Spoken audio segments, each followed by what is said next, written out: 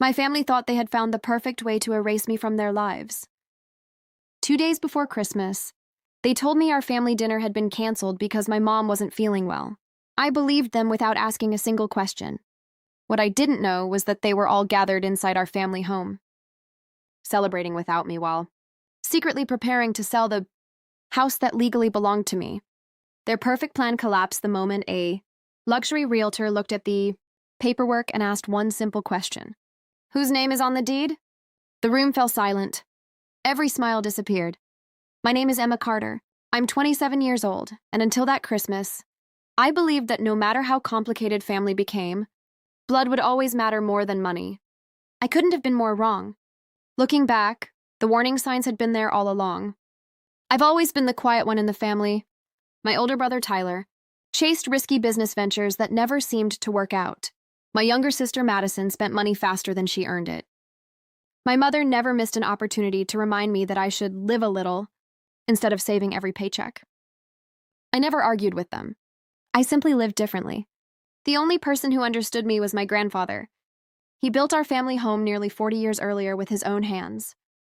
Every Sunday, I'd stop by with groceries, help him around the house, and listen to stories about how every room held a memory worth protecting. One afternoon, he looked at me, smiled, and said something I didn't fully understand until much later. The people who protect what's valuable are usually the ones everyone else takes for granted. At the time, I thought he was talking about the house. Now I know he was talking about me. After Grandpa passed away, our family changed almost overnight. Conversations stopped being about memories. They became about money. Tyler complained about his debts. Madison talked nonstop about buying a luxury condo. Mom kept saying the old family house was worth a fortune and that keeping it was a waste. Whenever I suggested honoring Grandpa's wishes by keeping the home in the family, an awkward silence filled the room before someone quickly changed the subject. I never understood why, not until 2 days before Christmas. I was finishing paperwork at the office when my phone buzzed. Then it buzzed again, and again. It was our family group chat. The moment I opened it, I realized Madison had made a serious mistake. She had accidentally posted dozens of messages meant for their private, planning chat into our regular family conversation. Before she noticed and deleted them, I had already seen everything. The first message made my stomach tighten. Mom, is everyone ready for tomorrow? Just make sure Emma doesn't find out. Tyler replied almost instantly. She still thinks Christmas is canceled. Don't ruin it now. My hands froze around my phone. Canceled? Then what exactly were they celebrating? I kept scrolling. Photos appeared one after another. A beautifully decorated dining table. Champagne chilling on ice. Wrapped presents stacked beneath the Christmas tree. A private chef preparing dinner inside Grandpa's house. Everyone had been invited. Everyone. Except me. Then I reached the message that made my heart stop. The realtor confirmed the cash buyers will arrive Christmas morning. Once the paperwork is signed, we'll split the money before New Year's. I read it once. Then again. My pulse pounded in my ears. Christmas had never been the real plan. I was about to discover why my family had worked so hard to keep me away. Stared at my phone, hoping I had misunderstood what I was reading. A cash buyer. A luxury realtor.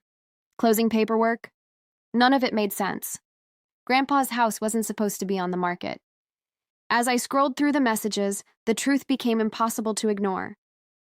Tyler had shared screenshots of conversations with a luxury real estate agent. Madison had uploaded professionally staged photos of Grandpa's house. And Mom was coordinating a private, open house for Christmas morning, while I sat at home believing our family dinner had been canceled. Then I found the message that explained everything. Mom, once the sale closes, we'll split the money 3 ways. Emma doesn't need to know until it's over. 3 ways, not 4. My stomach dropped. They weren't just cutting me out of Christmas. They were trying to steal the one thing Grandpa had trusted me to protect. Then another message caught my attention. Tyler, good thing Grandpa never changed the paperwork. Mom can sign everything. I stared at the screen in disbelief. They actually believed that. They thought my mother legally owned the house. She didn't. Almost a year earlier, during Grandpa's final week in the hospital, he had asked everyone else to step outside. Only his estate attorney and I stayed behind. Grandpa reached for my hand. Emma, he said quietly, I've spent my whole life watching this family make the same mistakes. He paused, taking a slow breath. They always chase quick money, but they never protect what truly matters. His tired eyes met mine. If I leave this house to them, it'll be sold before spring. Then he gently squeezed my hand. I'm trusting you to protect it instead. That afternoon, with his attorney present, he legally transferred ownership of the property to me. Every document was signed. Every requirement was met. The deed was officially recorded with the county. There were no hidden clauses, no secret agreements. Everything was done exactly the way Grandpa wanted. He also signed a lifetime tenancy agreement, allowing my mother, Tyler, and Madison to continue living in the house for as long as they respected its purpose. He wanted them to have a home. He simply didn't trust them to own it. For nearly a year, I never mentioned the deed. I never charged them rent. I never reminded them that I was the legal owner. I wanted peace. Instead, they mistook my silence for weakness. Grandpa hadn't trusted their promises. Now I finally understood why. I looked back at the group chat. They were already celebrating. Tyler wanted a brand new SUV. Madison was shopping for a luxury condo. Mom was planning a European vacation. Not one of them had stopped to confirm who actually owned the property. Their greed had made them careless. And that single mistake was about to destroy everything. I quietly downloaded every message, every photo, every contract draft, and every screenshot they had shared. Then I saved copies in 3 different places. When I finished, I typed one final message into the group chat. Talk to your realtor tomorrow morning. Within seconds, the typing bubbles appeared. Then my phone started ringing. Mom. Tyler. Madison. Again. And again. I ignored every single call. They thought Christmas morning was going to make them rich. They had no idea it was about to expose everything. Christmas morning arrived cold and bright. While my family believed they were about to close the biggest deal of their lives, I was getting ready to tell the truth. I picked up the folder containing every legal document.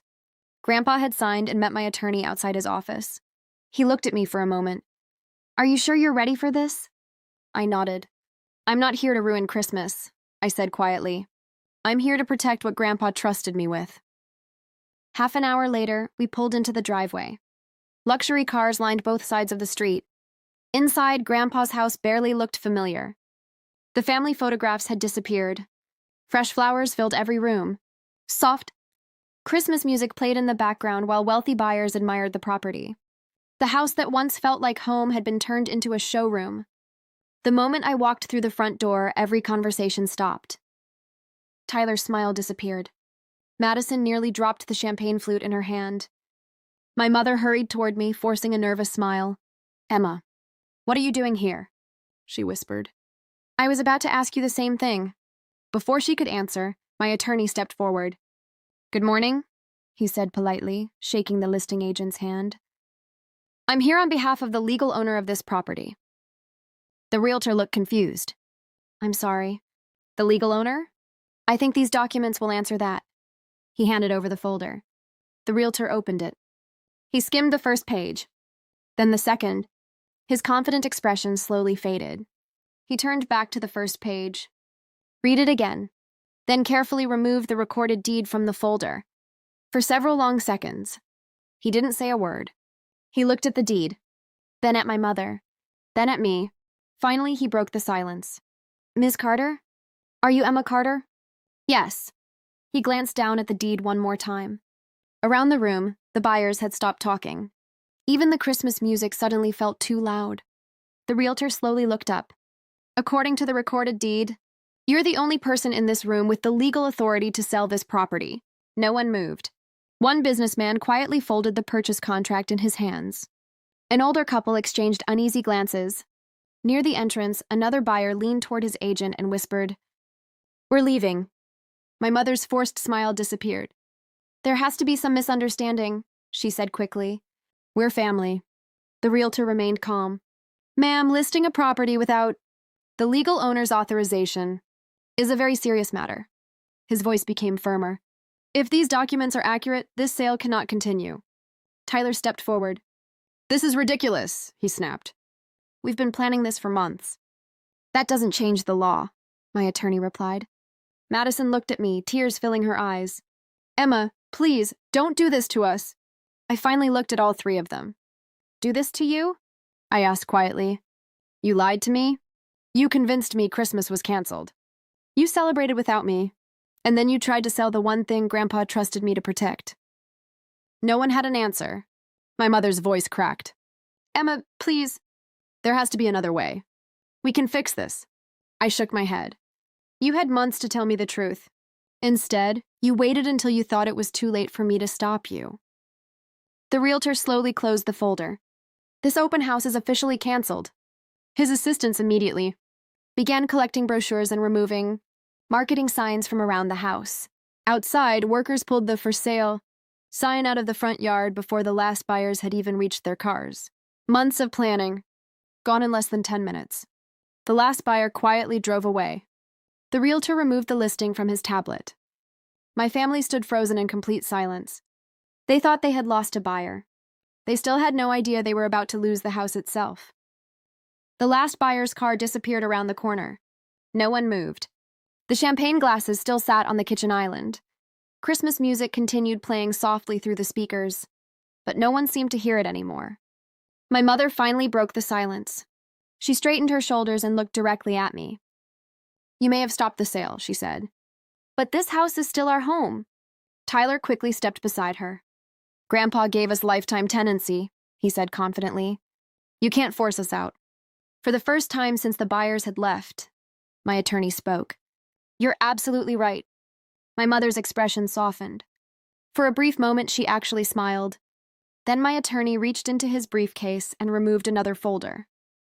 This is the tenancy agreement your father signed. Mom took it immediately.